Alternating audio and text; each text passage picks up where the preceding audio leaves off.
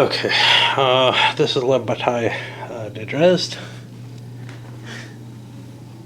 Let me explain a little bit about my thinking here. I've flirted with Le Bataille for a while, and I have one up there. Danzlag, the Emperor, Napoleon the First. I don't know. I don't know what the hell that battle is. I may have another one kicking around because that's not the one I thought I had. I thought I had a Spanish battle. Anyway, I've bought at least one previously, and also bought. Maybe it's kicking in. Yeah, that's España Talavera. Okay, a battle I have also covered over here in the NBS series, which of course made it even harder to look at.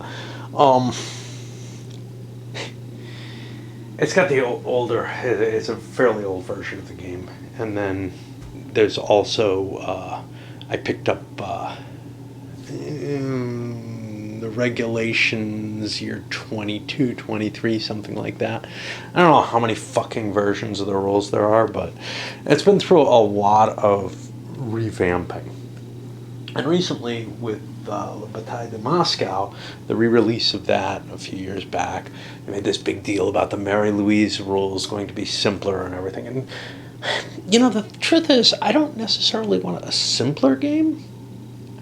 I want one that's mechanically easy, which is to say, okay, that's mechanically not tremendously challenging.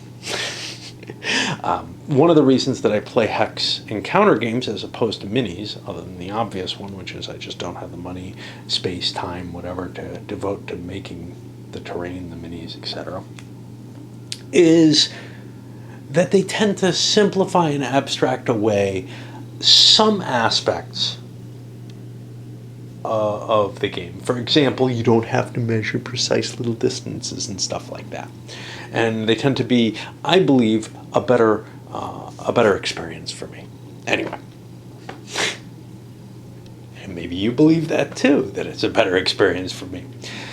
One of the things that's kept me away from Le Bataille is that, like the Battles of the Age of Reason, and maybe even more so from what I've heard, this is very much derived from minis. To the extent that it doesn't really use all the advantages that, you know, putting things on a paper map with counters, with hexes, would give you. One of the things that kind of enheartened me towards this was, oh, look, you know, not these stupid pure uniform counters. They have some numbers on the front, even though most of the information's hidden on the back. That's okay. There's a lot of information. Fine. We'll see how much detail, how much is gained by all that detail that's being presented in there. Because honestly, for example, with the artillery there, it's all information which could have been put into a chart form probably, the way that Terrible Swift Sword does, and thereby prevent you from having to have 8 numbers on a single counter, you know, because most of those are actually the firepower at range, which, you know, is probably proportional to based on the type of weapon and the amount of guns that are there, which is how other systems handled this when they translated over. However, as I noted, I did a setup video because I was having so much frustration with that. And I'm not sure that I'm set up, but I think I am. And I'm figuring, you know, I was about to start reading the rules again, and I said, I don't need that. I've read them too many times already. And there's a certain level of it's not going to come across. Maybe trying to read them to you will help. And until I sort of read the rules and start fiddling with the pieces, I don't think I'm going to understand much about the game. I've read the rules, like I said, and they mostly sort of make sense, but they don't fit together in a fashion that that really helps. You can't hear it, but it's just like running up through my body. This fucking bass running from below. Anyway, it's not sticking together in a coherent fashion. And part of that is the very style of the rules, and we'll take some looks at that. I really want to like this game. It's so beautiful. It's a battle that I so want a better tactical representation than I have. And that's one of the greatest things about Labatt, is that it covers so many of the battles in essentially the level of detail that I want.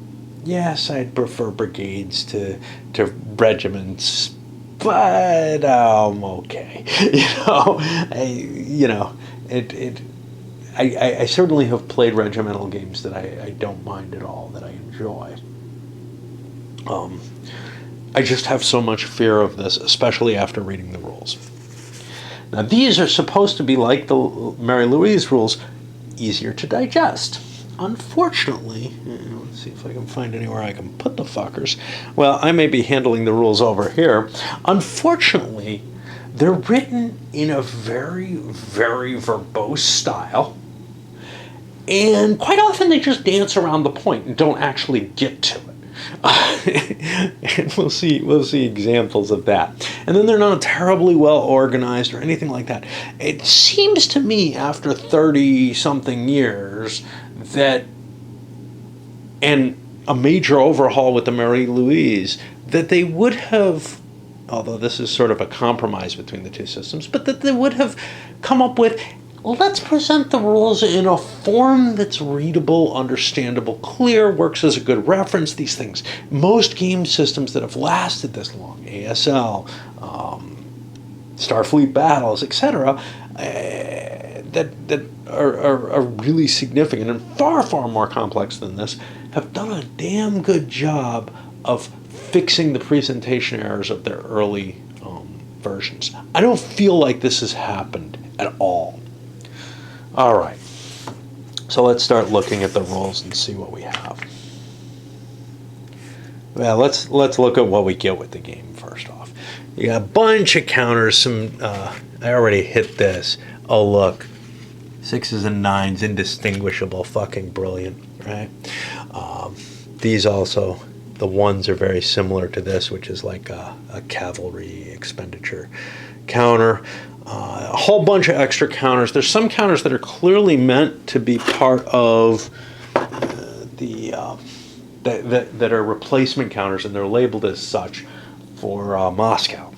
And then there's these, which I suspect, but we'll see, are counters meant for Moscow that aren't really devoted, weren't in that section. They're core counters for French corps that aren't in this game at all. And maybe we'll see. Maybe the French are going to be allowed to use them as mobilization units, because the Allies sure have a whole bunch of these. And these are kind of generic. They can use them with any unit, I think. They do have a coloration on them. Maybe that matters. But the French ones, though, the only counters they have seem to be associated with particular command structures, which... beautiful, beautiful maps. No hex numbers. Makes setup a bitch. Some stupid... Well, the counters themselves, the leaders, I just went over this in my thing. The leaders don't have their name on the front. So, I got no idea who's in command of what, who's where, who's what. And I never will, right? I'm going to be flipping counters and transferring over here to try to understand whose unit this is. Or just saying, fuck it, and let's just ram units together and test out the combat system and hope we get the command system, within a few hairs or arm lengths of where it's supposed to be. And this thing has these battery boxes. I don't know what the hell that's for. Sequence of play on here. Maybe there's something on the back, but there's counters that go on the front, so I hope not. A couple of combat charts, pretty... No duplicates of anything here. This is some information that should be useful during the game, including stacking, That's the big one. Square realization, carré realization. So to be really cute, they use kind of a mix of English and French. These are English ruled games.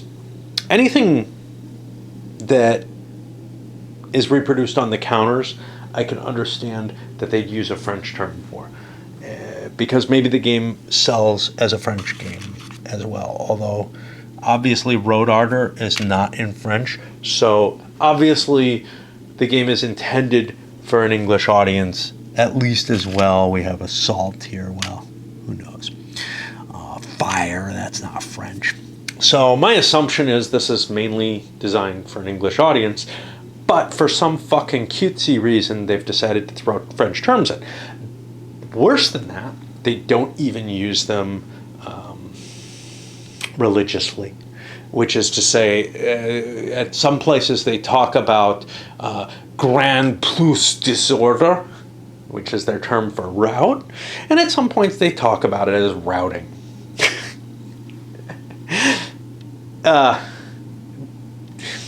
It's bad enough you're fucking cutesy. Don't mix the terms. Anyway. All right.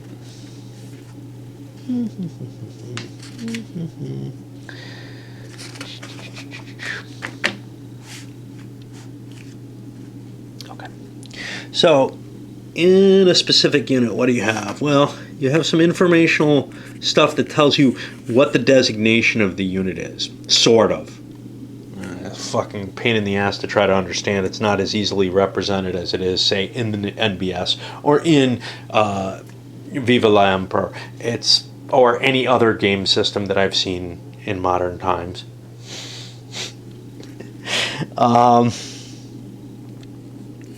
And then over on the back, they have a better version of spelling out the units, but again, it's not easily presented. So one of the things that's really lacking here is there's a certain, in more modern games, in the most modern games, there's a certain visual element to being able to identify what's associated with what.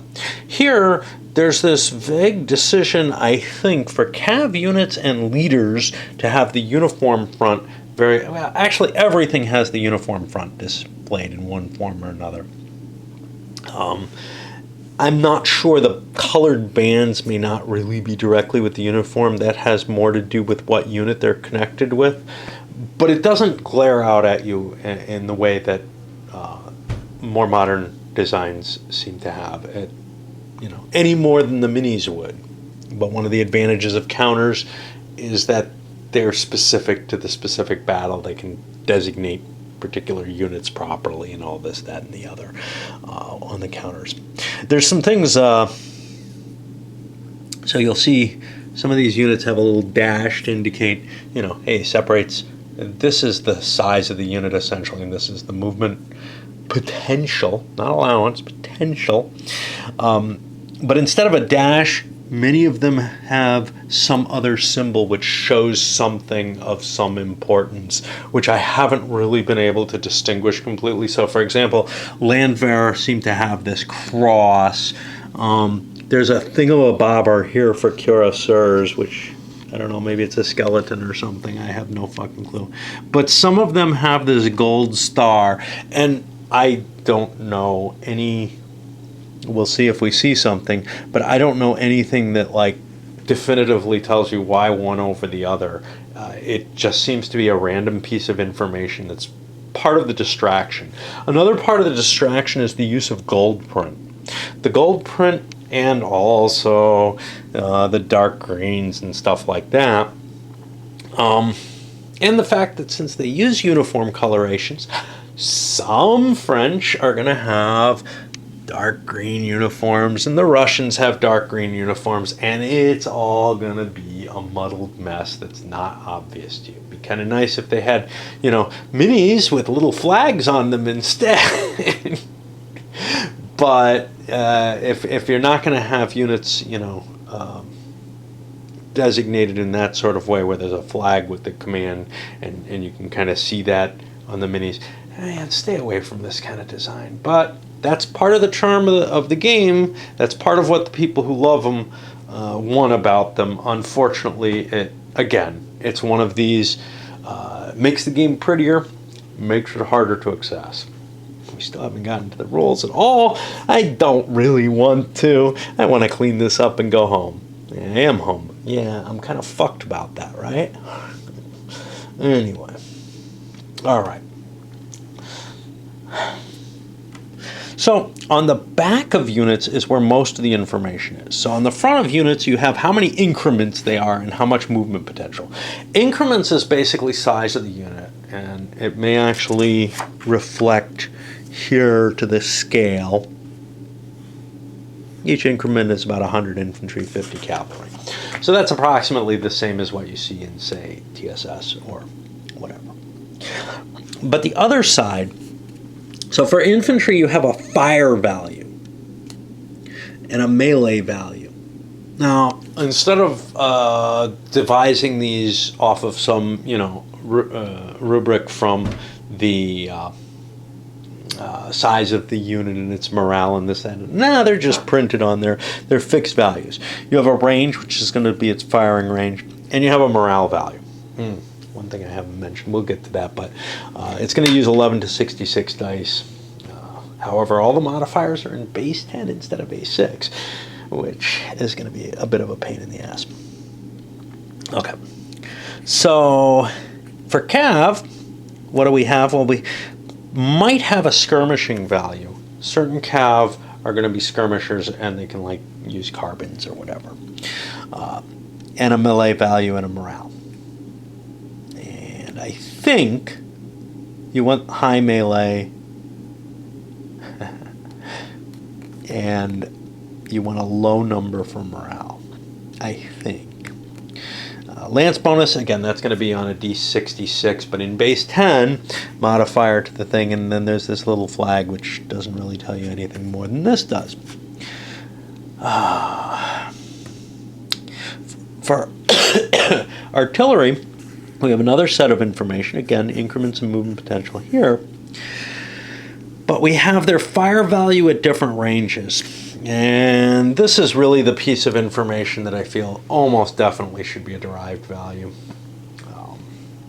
And what it means is that well, that's not that big a deal. But what is a big deal is that there's no presentation of all of the information you need on any one side of the counter.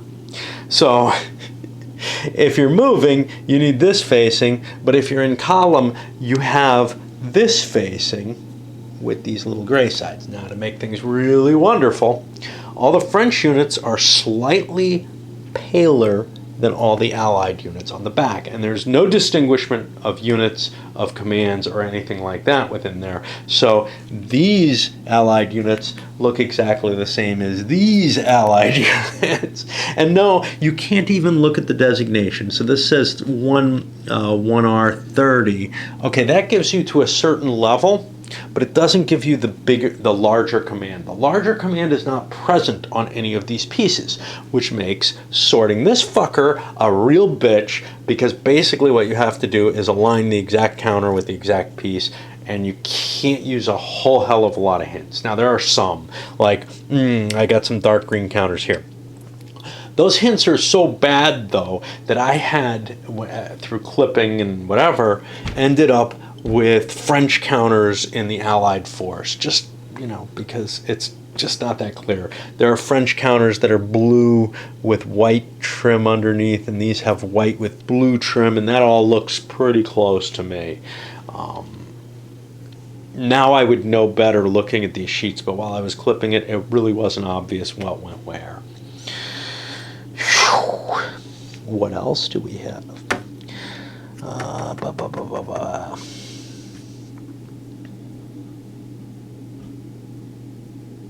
Okay. For leaders. So here we have possibly some distinguishment, but it's not terribly good. So this guy's right wing. He might be in command of the whole fucking right wing. And this guy might be an aide-de-camp for him. That looks likely Hess Homstead. So the way we find that out is we look here to find out who he is. And yes, Hess Homburg is in charge of the right wing. And let's get this unit, which was not designated for anything, under him, because I guess it's supposed to go there. We went over that in the setup shit. Okay, well, this guy's right wing, but he has a 2R. That means he's going to be somewhere else. So he's going to be the 2nd Reserve Division. So we have some distinguishment between the counters on their front side. However, the aide-de-camps and such not appear the same as the overall leader on the front, more or less. There may be, you know, I mean, this guy obviously looks different from him, but how different does he look from, say, this guy, who I don't know why he's not on the board. Presumably he comes in at some later point and is in my reserves, is in my reinforcements, but I haven't placed him yet on the tracks or anything, and won't, because I think I've set up as much as I can. All right, now leaders on the back. Leaders again have increments. They don't have any. That's how you tell they're a leader, basically. And they have a movement potential again. And they have some values, modifiers for melee and possible artillery and morale modifier. Bunch of number markers. They look kind of hand-drawn. They're printed, but I mean, they're made to look kind of hand-drawn, which is one of the problems between the 1 and the cav thing. Now, those are going to be used as you take casualties, and they each are equivalent of an increment. You have these disorder and plus grand disorder on the back. These are going to be used when cav charges. It accrues a certain fatigue level. It's the only fatigue handled in the game. You have square counters, and on the back of the squares, I think you have the road column. Yeah, you have road column there. You also have road column on the back of something else. I thought. Maybe did I grab French road order here? What are... No, these are... Okay, so the other side of those, which are also road order, are these, which are cavalry line extenders. Cavalry can take up many hexes when they're in line. Infantry can only take up 2 at most. When infantry takes up an additional hex, they're put in the middle of the 2 hexes, which I've always hated as a mechanism to represent that. It causes severe problems when you have something like artillery, which is embedded with the infantry and is only in one of those 2 hexes, so you have sort of this shitty stacking mess. And it's also very easy for counters to end up, you know, in a position that they weren't supposed to be in, through bumping and such not. Now, if I saw a counter, you know, kind of in between 2 hexes on a normal game, I would say, I've made a mistake, and I would try to figure out what that is. Here, nah, they've just spread out, and unless it's a tiny unit, I'm never, you know, it's just going to stand that way. Oh, yeah, we haven't gotten to any rules yet. We got these markers. So assault markers are used to mark that you're going to melee, before you actually do. And likewise, charge markers is to show that you're going to charge. Okay, maneuver units come in pairs. Well, they show one of each here, which seems to fit everything except the Young Guard, which has 2 that look the same and are both morale. And there's only 2 of these. Okay, these are both maneuver units, and then this is presumably the morale marker. I don't want to flip it, but anyway, it's not how it's supposed to be. But this marker is placed on a leader when you want to indicate that you're giving it an opportunity to command, and then the command unit marker is going to be put in a chit cup. all sounds like your normal chip pull game, but it doesn't work that way. Instead of your normal chip pull, and I think some earlier version of the rules had a standard chip pull where you throw all these chits in, you shake them up, you pull one at a time out, and you activate that unit. Instead of that, you put all the chits in, you pull one out, and that side gets to activate all its units, and then the rest of its chits don't count. Now, you would say, well, why don't you just roll off? The reason you don't just roll off is that there are 4 special chits that go into the chit pool, and I don't know where the fuck they are, and those 4 special chits indicate certain special actions that happen during the turn. So for example, artillery fire. There's a special artillery fire phase when the grand batteries and the bastions and such not get to fire. And I don't know, there's a phase when your leaders get to move on their own. Frankly, because of the way it's designed, I would say throw the chits out and put a standard turn order in here. I don't know how much you're gaining by shaking things up, and then just, maybe roll for initiative each turn or something. But that's not what they do. They decided to shake things up, which probably prevents me from complaining about, well, why does the artillery always fire at the end of the turn? That makes, it more powerful or weaker than you'd think it would be, or something like that. Instead, it's more random than you'd think it would be, which I'm always in favor of, but there's a lot of chits that are being used to represent, oh gee, I've got this unit that I'm going to move, and I don't know when it's going to move, when it's only going to move in one of 2 places in the turn. Yeah, these are the special markers. Okay. Core and wing activations. Action chits. Those are the ones I talked about. Okay, I was hoping we would see something about these because I saw something that vaguely looked like one of them, but it's not. Like I said, modifiers are in base 10. Okay, the basic sequence of play. You get a number of command points that you have. And we don't know how those are done, and I'm going to have to read through that, but I don't know how they're acquired. But you get some number. And those are going to be the number of chits that you're going to have that you can create maneuver units that operate. And some maneuver units maybe cost more than others. I'm not sure of that. And then you trace command back to the leader who is active. So if a core is activated, his whole core, if it's within range of him, and range is kind of weird, is allowed to move. If you're just talking about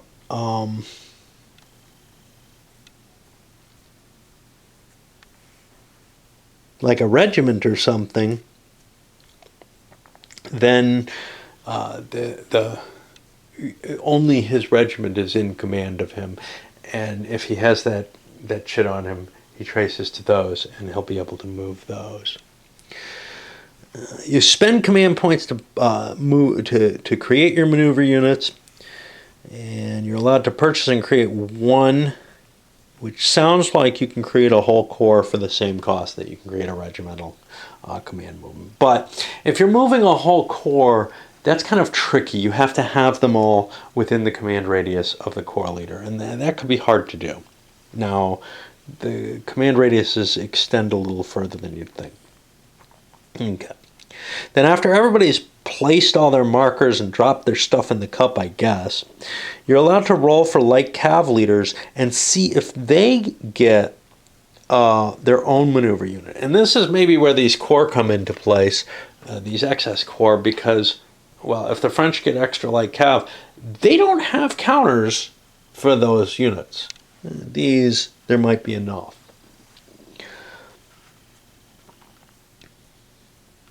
Then all the chits and the 2 special chits go into the cup. And then you shake the chits up. And if you draw one of the special ones, the special thing takes place. Otherwise, you'll be drawing a maneuver unit. And like I said, if you draw a French maneuver unit, all the French pieces are going to be activated. If you draw an Allied one, all the Allied pieces are going to be activated, which I find particularly weird to be using chip pull for that. But okay, so if one side is going to move, the first thing that they get to do is cav charges. All their cav that wishes to charge gets declared as such and marked. Then you individually resolve those charges, and then you will resolve the melees that result from those charges or any reactions.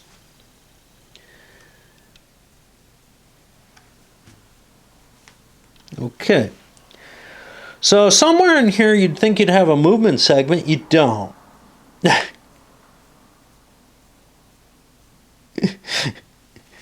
They decided to leave that out, but essentially there's a secret movement segment in here, it looks like.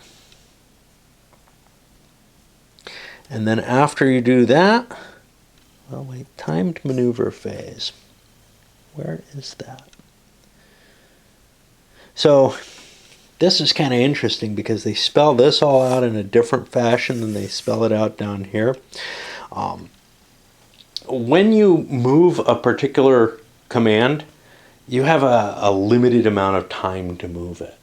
That's part of their command and control rules here. Yeah. You got like, I don't know if it's a minute or whatever, but you have a very limited amount of time to do the actual maneuvers that you're going to do there. And that's what that's supposed to say. But then after you do the maneuvers, here in section 7. I don't know what. Then we go to 7.3 where you're able to fire. And first, the defensive side or the non-phasing side gets to do defensive fire. And then the active player gets to do offensive fire. Boy, this sounds like 1970s, design. But yeah, I mean, it holds up. It works in the NBS stuff. But it just feels kind of funny with these chits and everything. But all the fire is considered simultaneous, so the return fire will happen at the same time, so you can't cause casualties and reduce the enemy. That probably is going to be painful to actually play out. Then any assaults that were declared during movement will be handled at this point.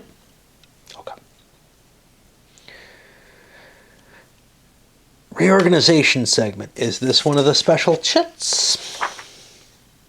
No, that's the regroup I'm thinking of. So after all the maneuver segments, now here's maneuver.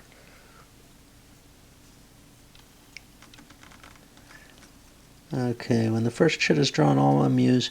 Okay, you have 10 minutes to move all your pieces, no matter how many players you have or whatever. Yeah, whatever. I'm probably not going to be using that to any degree, but I will try to hurry my turns along as much as I can. But this is a learning game, and there's no way I can cope with that. Okay, the active side does reorganization after combat. So this is part of this. So, I mean, the numbering is really obnoxious here because command segment is both players together. Maneuver segment is something that's repeated twice, but it takes you from 7.2. We have 7.1 for the command section. 7.2 down through 7.5 is this maneuver segment, and 7.6 is the end of turn cleanup, I guess. But anyway, the reorganization, you get to roll to see if your PGD recover to good order, and then you get to roll to see if your disordered units recover.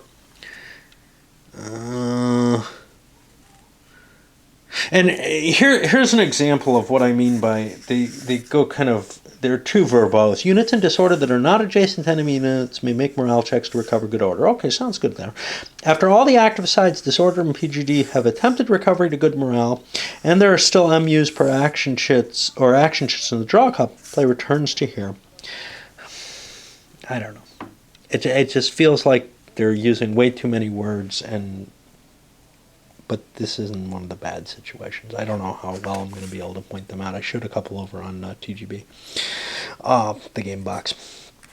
Exhausted and tired cavalry might become ready. Charge markers go away. You calculate out the morale level. Now, as far as I can tell, but this is maybe just a guess, that's on a big formation, like a core formation level, that morale is checked, rather than on a per unit basis. And basically, if you've taken a lot of hits to a unit or to a formation, it ends up getting a penalty to all of its morale modifiers. And that's kind of a nice little feature. I mean, I bitch and complain about every game, right? But this one, I think, deserves more of it than usual. It doesn't mean I'm not somewhat interested in still playing it.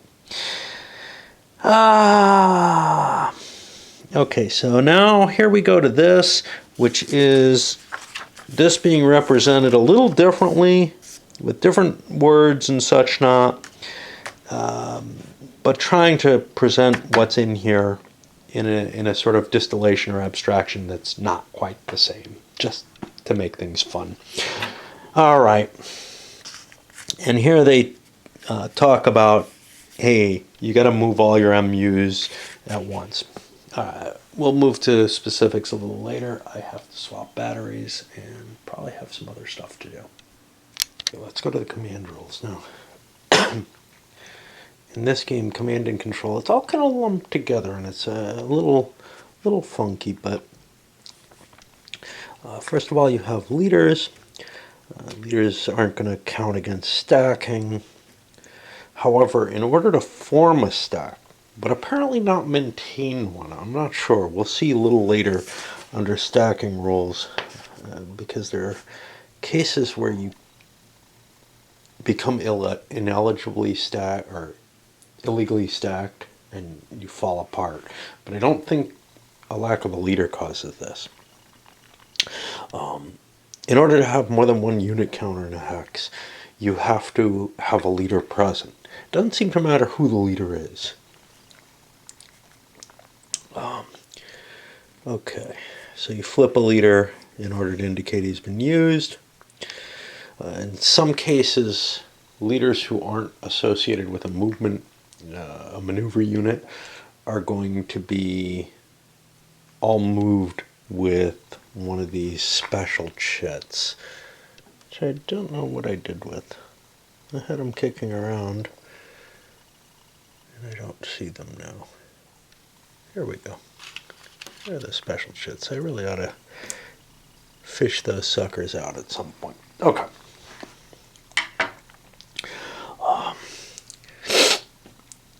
If leaders are hit by enemy units, they get to retreat. However, if they take a surrender result in combat with the units that they're with, or if the units they're with are reduced to 0 increments, or if they're forced around in a completely surrounded unit hex, then I think they're captured. Let's see if they're... I thought there was an escape check. See, the way this is worded is just so horrible. Leaders can only be captured when units... Yeah, so I don't think it specifies here, but elsewhere I think there's some sort of saving throw if they do that. Leaders can assume the same movement potential as the units they start the stack with, and as long as they move with the unit.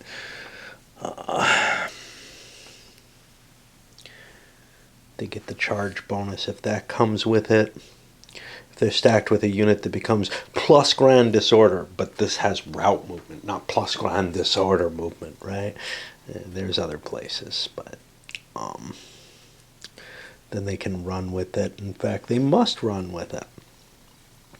More than one leaders in the hex, the highest ranking leaders in command. I'm not sure what rank is designated as. It's very clear in some cases, that, for example, the Imperial Guard commander is going to be in command over the Reserve Guard artillery commander or any of the other guard units. But where does an aide-de-camp of Napoleon fit into that? That's not covered, and damned if I know. But whatever decision I make on that, clearly you can get your leaders out of hexes where you don't want them in command. So if I decided to camp, I think what I'm going to say is that the formation commanders hold sway over the aide-de-camps as long as the formation commanders are present. But I don't fucking know. Okay, what else do we have here? Leader casualties in combat. They are inadvertently wounded or killed when you roll certain rare numbers on assault or melee, or on fire combat. And if you take a wound, I think you randomly select one of the leaders. I'm not sure. Maybe you check for all of them. That would be unreasonable. And you roll a die and see what the effect is on them. And for the most part, this is just a simple little chart. Okay, so hold on. If a leader commanding a stack of units is removed from play due to a wound, no. Okay, so I've got cheated units set up here because I've got infantry stacked with artillery that's illegal because I don't have a leader in it. We'll see if I remember to fix that.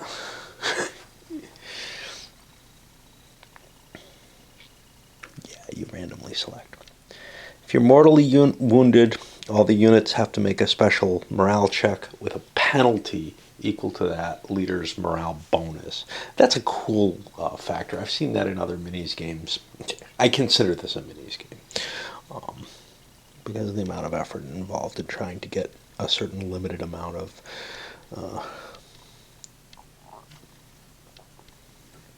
detail. In general, you'll be placed removed from the map and placed on the passage of time. Now, French return in Aldstadt or Dresden. Now, here's one of the interesting things. This is the general rules. And yes, it says the Battle of Dresden. But this is supposed to be the general system rules. And this is just a terrible idea that of creating the general rules with Dresden-specific focus on it. What it means is if the general rules system changes, you're no longer going to have all the Dresden-specific information in there. So they have to maintain separate general rules for every game that they make if they're going to do this. That's a maintenance nightmare and just shouldn't be there. It does make these rules easier to digest, perhaps, except that there's still specific rules for the battle in this other book, so it's kind of weird. This just tells you where the troops come back. If you're removed from the map, your place, or you can have your place in the command chain. You have your place in the chain of command taken by an aide-de-camp. How does that happen? Anyhow, the aide-de-camp has to walk over there and take command. And army leaders cannot be replaced, and corps leaders can only be replaced from within their corps. So you can't send an aide-de-camp to take over a whole corps. I think the leader command rules are going to be a nightmare for me in terms of these are so sparsely sketched out, but if there's no replacement leaders available for divisional brigade leaders, then the corps leader steps down and takes command of that division or brigade or whatever. Or a divisional leader steps down to take command of that. And you don't have that higher level of command. Now, this is really unlikely, I think, because there are a lot of aide-de-camps available, but it might be a temporary situation while you're waiting for the aide-de-camp to make it to where you're going. Step up. A corps leader will resume his corps leader status when the wounded person comes back, or I guess if somebody else shows up. It's not clear there.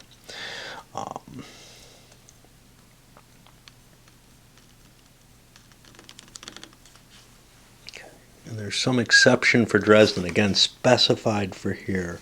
The staffs of the two opposing armies provide many commanders. Okay, so here we have some specific rules on certain commanders. Again, maybe I'll remember these exist, maybe I won't. That's going to be, really tough. And boy, does that not belong in this general rules.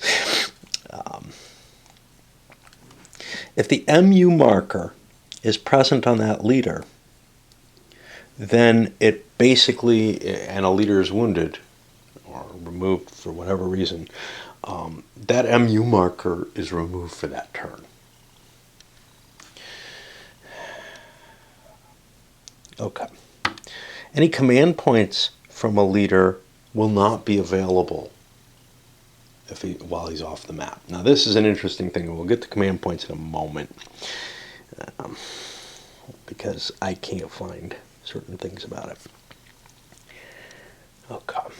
Specifics for Dresden. And these are basically who can take command of what. And as far as I'm concerned, there's already a rule that I can send aide-de-camps into anything. So I don't know what this is saying. For example, Austrian. Gemini can replace any Austrian division leader. Yeah, he's an aide-de-camp. He can replace whatever the fuck he likes. Oh, he's a Russian aide-de-camp.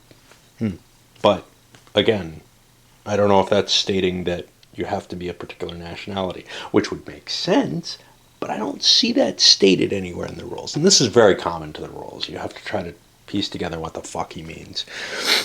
Okay. I'm going to need to swap batteries anyway. Hold on. These are some of the least disciplined rules I've seen, but I don't want to go into it. Okay.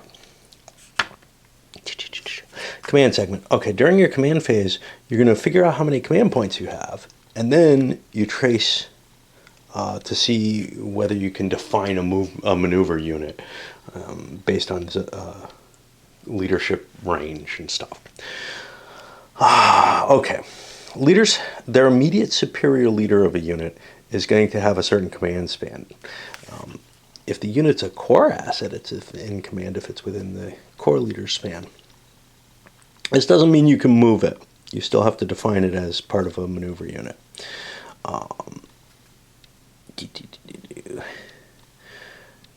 Yeah.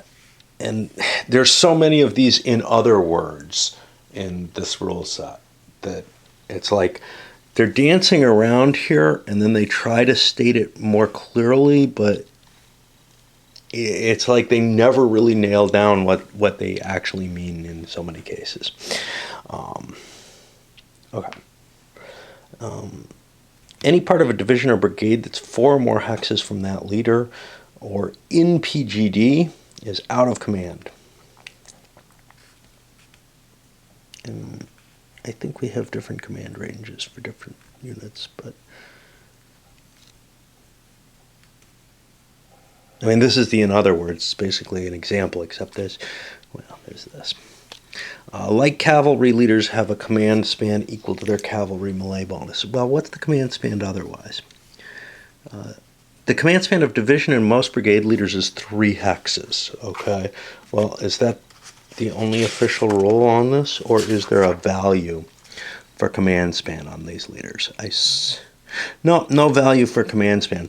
So that is our rule for command span, is that divisional and brigade leaders have 3 hexes unless we find something otherwise.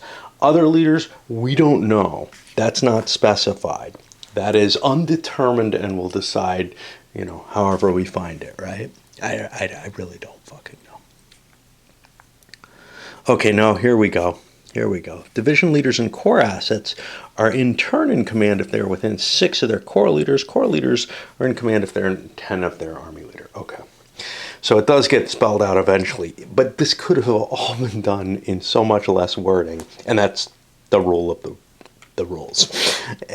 And it could be clear, and it could be easy to find and understand instead of wandering through this stream of consciousness bullshit. I mean, yes, I do my videos stream of consciousness, and many people don't like that. But I see a difference between trying to give you the play experience and the experience of the rules, which I feel actually can only be given in this way, and trying to give something that I'm giving you as the definitions and well, essentially the entire the actual framework of the game that has to be rigorously defined. I shouldn't be doing it in this kind of crap, wandering around with sentences all over the place. If Napoleon is stacked with Bethier, he gets a bonus grade. Okay, so sometimes units are very big, and in this case, if a battalion's adjacent to a unit from its same division or brigade that's in command, it's also in command, a plus grand disorder unit will break that up, and that's basically what all these words are saying. Okay, the command status of each rung of the ladder of command is independent of the next highest rung. And okay, what does that mean? Well, now that's why we have to go to, in other words, the most commonly used phrase in this game, rulebook. If combat units are within their division leader's span, they are in command, regardless of the fact that their division leader may not be in command. Okay, that's not what I thought it was going to say. What I thought it was going to say is create a division where, I can't use Army of Bohemia folks over here in the Army of the Reserve or something like that. No. What it's saying is, if I've got a smaller unit commander in command, I don't have to worry about going up to the larger unit. That's for assimilating and creating larger command structures that I can move more of my counters with. Okay, now we come to the interesting thing. This is the command points. Command points are the currency in which MUs are bought. You're awarded them for every qualified leader present. No definition of what that is. No rules reference going into. Nothing of use there, even though this is Dresden specific and maybe they could tell me where it was. Okay. Some specifics, if you're not on the board yet, whatever, you don't count. If you're wounded, whatever. In addition to qualified leaders, there are designated light cavalry leaders who can roll for initiative. Okay, that's a special rule. You can grab the light cavalry leader to roll. Here's the problem. I cannot find a list of how many command points each leader presents. I can find some hints. For example, over here, I've got these guys with little red medals. Maybe that indicates it. I doubt it, but maybe. Maybe there's a chart somewhere, but I have looked through everything in here. I've looked for a specific rule here. Maybe it's on the back of the rule book. No, we got a picture of Napoleon here. Here we go. So here's where it's designated, I guess. So we've got specific leaders who have CP, and they're going to get a command point. Now, those command points don't have to associate with that specific leader. And this might be why there's these extra core markers, or an argument for those extra core markers, whatever. Although they seem completely weird to have core-based commands. But basically, I can use points generated, over here in any of the core that I have. And that would be kind of confusing to have a second core marker on top of the 14th core. But it's just as confusing to have a 9th core marker, isn't it? Even though the 9th core is not in the game. I don't know. All right. Anyway, what you do is you can use your command points to define, each one allows you to define a single maneuver unit, unless there's something special. And that can be of any size. So I could take a core, find the core leader, and all the divisions under his direct range would then be activated, as long as all the units under that division that I want to move. Basically, I get the whole, I can move an entire core with a single command point. But if I don't have my whole core together and I want to move something else, I have to. So let's say I have, the 14th Corps, but the 21st Division is off on its own job. Well, I could use the 14th Corps or the 6th Corps marker to move the 2nd Division or 21st Division, or I could, use it to move the 6th Corps, or I could use it to move some other thing.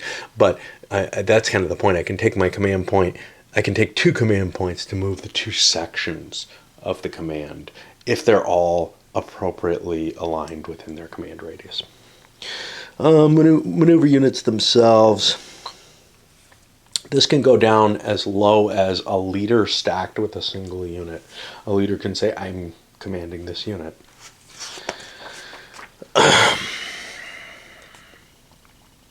Okay. You have to move maneuver units atomically, which is to say, I finish one maneuver unit and then I move on to another one, even though I move them all at the same time, essentially. And I don't know what that matters, except to keep some sanity in place. Okay, so there's 2 choices for creating maneuver units. You can either alternate, and this reminds me a little bit, of what I was seeing in the On to Paris game. Oh shit, I'm almost out of my hour.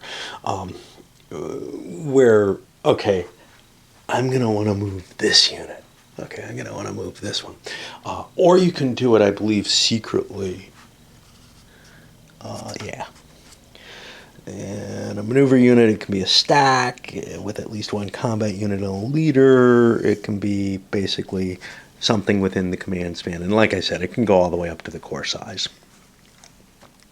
If you have the right commander in place.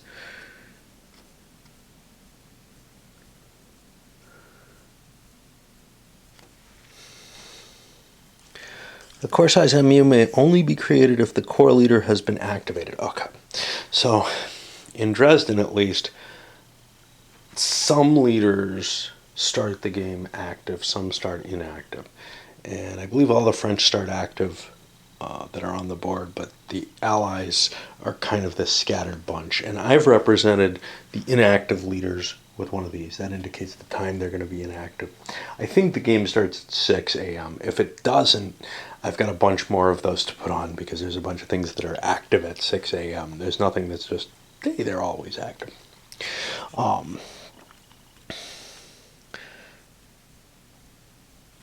You'll remain active if you begin command segments within the span of the army leader after your... Okay, for a core leader to be activated, the army leader must begin the segment in the same hex with him.